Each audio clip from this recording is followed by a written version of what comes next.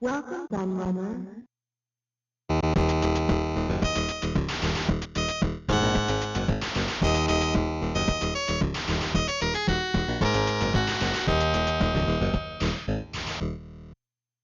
Back in the mid to late 80s, the 16-bit computer war was very much a thing.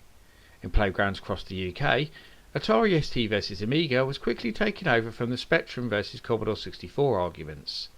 This battle has been documented a huge amount over the years, as has Commodore's foray into the world of CD-based Amigas with the CD-TV and CD32. But nobody ever seems to talk about Atari's own adventures with the compact disc, so it's time to put that right. As early as 1985, the very year the Atari ST made its debut in fact, Atari were talking about a CD-based add-on for their 16-bit computer, and indeed in the CES show that very year they showed off such a device for the first time. It would be known as the Atari Optophile, but its product number was CD-AR504, and many just referred to it as the STCD, understandably so. The STCD was widely talked about in the computer magazines of the time, and people were getting pretty excited about such a concept. You have to remember that CD was only just starting to become a thing as far as music was concerned, so adding a CD drive to a powerful home computer seemed like utter fantasy, but there was Atari doing just that. Sam Trammell was proudly proclaiming that Atari was set to lead the way with introducing CD technology in computing, and that this would give the ST a big edge over its rivals.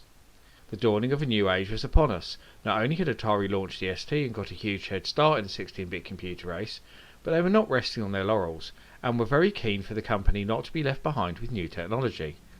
All in all, it very much sounded like Atari had some big plans for the computer that many called the Jackintosh, and 1985 was going to be a big year for the newly resurrected company.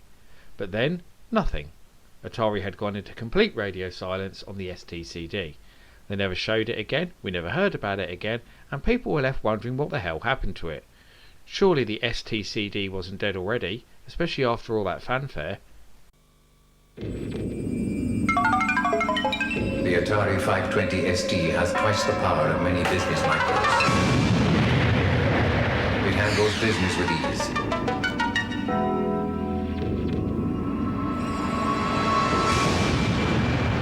It can paint pictures and make them move.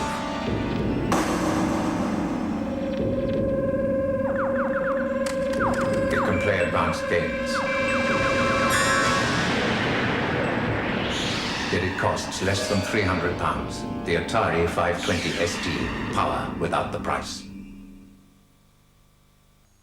Just as people have pretty much forgotten about the ill-fated STCD, also known as the Optophile, Atari reappeared with the unit some 3 years later at the 1988 CeBIT trade show. This event was soon reported in the September 1988 issue of ST Amiga Format, who even delivered a full review on the add-on. Sam Trammell was back again as the mouthpiece, and his reasons stated for the delay was that Atari wanted to not only deliver the unit at less than $500 price point, but they also didn't want to launch it without any software. So what about that magical CD software then? Well, he also claimed that Atari had been acquiring new software to take advantage of this revolutionary new format, including Grollier's Encyclopedia. To demo their peripheral at the show, Atari had Firelink's Visual French-English Dictionary running, using the ST's high-resolution monochrome display. You have to love that one of the images shown is of naked people. Even back then, the first thing people searched for on a computer was porn. Atari also announced that Nimbus Records were producing a disc containing a massive catalogue of music. Pergamon were working on the International Encyclopedia of Education, and Syndromic Music were planning a library of digitised sounds which can be used in MIDI instruments. Atari also proclaimed that a host of other big names were working on STCD software too, but were coy about mentioning any specific names, other than well-known British software and book publishers Kumar Computers. Atari also revealed that the STCD could read so-called High Sierra format CDs. This meant that it could use Microsoft Bookshelf, which included the American Heritage Dictionary, Roger 11 Electronic Thesaurus, the World Almanac and Book of Facts, Forms and Letters, Small Business Consultant, StatPack, and many others too, with a special application within the GEM desktop controlling it all. Les Player, Atari's UK technical director, was also confident that some of Microsoft's packages would be optimised for use with the ST very soon. On the technical side, Atari's add-on worked like a normal CD drive, with a host adapter connected to the ST's ACSI port. In addition, it featured an output for connection to an amplifier, as well as remote control, and could also be used as a standard audio CD player. The units would be built by a division of Dutch electronics giants Philips, which is especially interesting as Atari would later turn to them once again to manufacture the also ill-fated Jaguar CD add-on. Rather than the big release, people were expecting just 500 optophile units limped out of Atari, which were nearly all supplied to business users rather than retail customers, with American aircraft manufacturer Boeing named as the biggest client. Once again, Atari had gone very quiet, and the twice promised retail rollout of the STCD still hadn't happened. All very strange indeed. Any machine can play games with you. But as a real computer, I can also help with education. Give people the power to be successful. Enable them to create music and produce extraordinary images through my artist's palette. They designed the Atari ST. A real thing, not a plaything. Another 3 years pass before we arrive at the 1991 C-Bit show, and the STCD makes an appearance once again, but looking very different. The optophile name had been dropped completely, and a new product number had been assigned, CD-AR 505. The new unit was also around half the size of the original, much more modern and compact looking, with a motorised CD slot rather than the bulky tray of the old unit. It could still be used as a standalone CD player and connected to an amp, but no longer sported a remote control. Atari were also stating that the new double-speed unit was faster, more reliable, and cheaper to produce than the previous version, once again blaming manufacturing costs for a lack of retail release. Sadly, this was all we ever heard of the CD-AR 505 though, and like its forerunner, it quickly disappeared without a trace. Although Atari never stated why it never went in production, it's likely that the rapidly declining ST market and announcement of its replacement, 32-bit Atari Falcon, had a lot to do with it. And while we mention the Falcon, it's also worth noting that Atari's new computer supported the use of CD-ROM drives from day one. While Atari never released their own official unit, by this point there were plenty of third-party alternatives, thanks to the Falcon's more standardised connection port.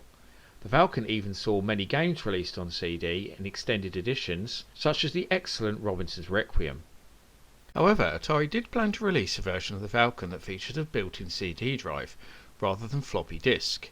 Christened the Falcon 040 Microbox, this unit, much like the disk-based 030 Microbox, would sadly never see a release due to the Falcon's failure in the marketplace, but the design for it was actually sold to Sony and later reused for the PlayStation 2.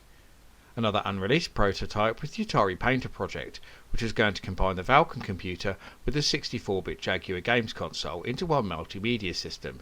It included an internal CD-ROM drive with a top-opening lid, a floppy disk drive on the front, and 3 rear panel expansion slots. The front panel featured 2 keyboard ports, 2 joystick ports, a Comlinks port, power on-off and volume control buttons with a 2-cat LED. The housing is very similar to that of the Microbox and can also be placed vertically or horizontally like that too. Now this would have been a seriously powerful system, the kind of thing that Atari fans dream about. Let's compare the Macintosh SE with the Atari Mega 2 computer. The Atari screen is much bigger and in color, good for drawing fruit, let's say. Both use a simple point-and-click system with hundreds of business solutions available. Yet Atari's designers make it do even more. It has twice the memory, and listen.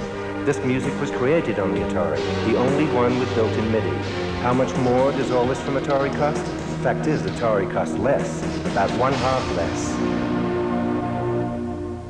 Now you might be thinking that this is the end of the STCD story, right? Well, not quite, because there is a part of this tale that I left out, one with far less evidence to support it that seems to be mostly based on rumours and speculation. Remember at the start of this video when I mentioned Commodore's Amiga CD-TV? Well, let's go back there for a moment. It's no doubt pretty obvious to everyone that whatever Commodore were doing, Atari tried to match and vice versa. They were closely related rivals of course, with the ex-Commodore owners heading up Atari and ex-Atari alumni creating the Amiga. So as Commodore released a CD-TV and Philips unleashed their CDI onto the world, with both proclaiming the multimedia revolution had begun, Atari looked on with attentive eyes. It wasn't long before magazines of the time were reporting that Atari were working on their own CD-ST to rival them, although the Californian company had never made any such announcement. This seemed to be nothing more than an unfounded rumour that had become commonplace with the system at that time, as magazines had been reporting that an Atari ST based console was just around the corner as far back as 1987. Ex-Atari engineers have since stated in more recent years that an ST based console was never really considered, as the hardware was not only too expensive to produce, but also ill suited for use in a pure games machine. See my video on the Super XE game system for a look at the 16-bit console Atari were really planning around this time. Click the link in the corner for those who want to know more about this.